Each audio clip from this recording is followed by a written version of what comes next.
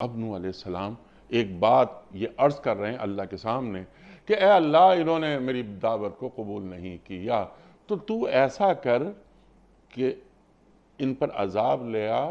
ان میں سے کوئی زندہ نہ بچے،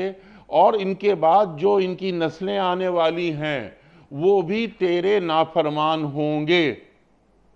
نوح علیہ السلام ایک نبی، اللہ اکبر اللہ اکبر، تو نبی۔ اب میں اپنے سوال کو چھوٹا کرتا ہوں، سرکار دو عالم صلی اللہ علیہ وآلہ وسلم، استہزاء جو آپ نے فرمایا، مذاق اڑایا جا رہا ہے، پتھر مارے جا رہے ہیں، گلی محلے کے جو لڑکے ہیں وہ لگا دیے گئے، طائف ہمیں یاد ہے، یہ مجھے جانتے نہیں ہیں لیکن کبھی بد دعا نہیں کی۔ بالکل یہ وہ واضح فرق ہے جو سید الانبیاء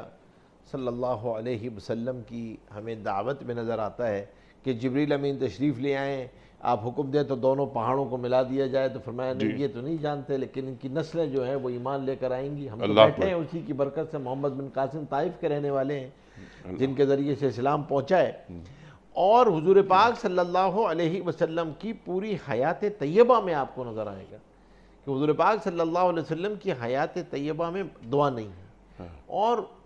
نوح علیہ السلام کے بارے میں یہ سوال مفسرین نے اٹھایا ہے، خود جواب بھی دیا ہے کہ ان کو وحی کے ذریعے یہ بتلا دیا گیا تھا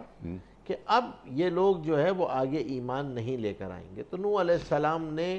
ان کی 3 نسلیں تو ان کے سامنے گزری تھی، 3 نسلیں تو گزری چکی تھی ان کے سامنے، آگے آنے والی نسلوں کا بھی رویہ ان کا سامنے تھے، تو اس پر انہوں نے یہ بد دعا کی ہے، اور یہ دعا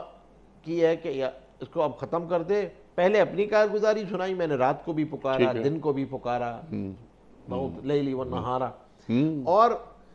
اب اس کے بعد جب یہ دعا ہے کہ اب کسی کو نہ چھوڑیے گا اب زمین پہ، تو یہ اصل میں وحی کے ذریعے ہی نبی کو سکھلائی جا رہی ہے کہ آپ کی دعا کے نتیجے میں اب یہ عذاب آیا ہے، لیکن ان کو یہ بتا دیا گیا تھا کہ نہیں ہوگا، کیونکہ اگر یہ ان کو نہ بتایا جایا ہوتا تو وہ تو پھر کیوں کرتے، وہ تو اپنی محنت کو جاری رکھتے۔ جہاں 3 نسلیں گزری ہیں، جہاں 950 سال گزرے ہیں، تو وہ تو اپنی محنت کو اسی طرح جاری رکھتے، اسی لیے یہ بات کہی جاتی ہے